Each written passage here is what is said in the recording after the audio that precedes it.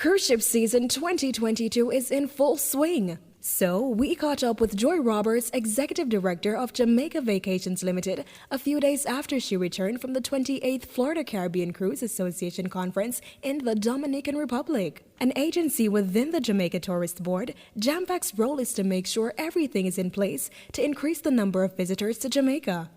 It's responsible for the airlift and since 2017, the cruise portfolio within the Ministry of Tourism. Roberts provides hard data that gives us insight into the sector, provides an update on how JAMVAC is working to boost cruise passenger numbers, and she tells us about work being done on a cruise ship strategy for Jamaica. In 2017, there were challenges with the cruise lines cooperating in Jamaica. At the time, for instance, our visitor satisfaction rate was at 85%, between 83 and 85%.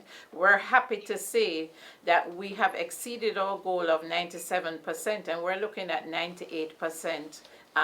For the last 3 months, on an average, we're doing 98.5%. So that we're happy about. Additionally, our disembarkation rate, at the time when we started, we were at about 50%. We're looking at numbers over the last couple of months of up to 75% disembarkation at all our ports. So that is like a resounding success. I have also been working with our travel agents overseas. So when we started in 2017, we were working with about 20,000 travel agents. We're now up at the end of September at 200,000, and we're looking at doubling that before the end of this year, right? Not financial year, calendar year. So we have been going to the shows, we've been building relationships, we have been using influencers, we've been training, and we're not just training on the existing, the normal sun, sea, and that sort of thing. We've broken up our attractions in and around the port area in the 5 senses. So people, if you want to do gastronomy, this is what you do. If you want to shop, this is what is available. If you want to do sports, and this is what you do. So people, the agents are better able to advise their clients of what is available in and around the port area. Additionally, 85% of travel, cruise travel, is sold through a travel agent. And, you know, all these people in travel who are looking for their workers, they're now at home selling cruise. There has also been a push to train cruise ship workers to become brand ambassadors. They help sell Jamaica to passengers on board visiting cruise ships. The training began during COVID-19. We got to train just a little under 200 people.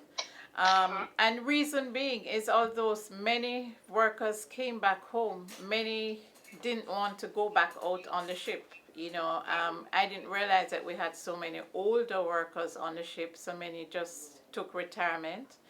So we had about 200 trained.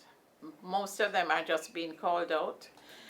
But what we do know is that they have a better idea of what is offered in Jamaica. So if somebody comes up to them and say, "You're from Jamaica, what do I do? I'm here in Falmouth, where do I go?" They now know where to tell the passengers to go to. Before, they had no idea. This is in line with the general approach being taken to formulate and implement a strategy for Jamaica's cruise ship sector.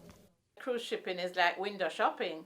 So when you come on a cruise ship, you're window shopping the destination, and you'll want to come back. And we're working with JTB to be putting together a cruise conversion strategy that will allow us to be able to actually do more at the ports or do more with our passengers who arrive on cruise ships that can be converted into long-term stopover guests. We'll see something starting to happen in the 23, says April 23 into the 24 to March 24. That's the financial year. We had actually done some work previously, but it's to get the hoteliers on board, to try to find out how they would want to be a part of the program, because as you know, most of our hoteliers, passengers are booked through tour operators.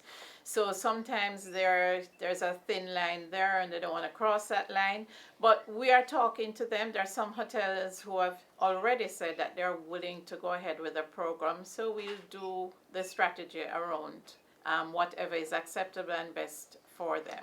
I would prefer to wait until we've met with the JHTA formally and had those discussions, and then I'm willing to come back on another program to discuss that a little more with you, or discuss what that strategy will be with you.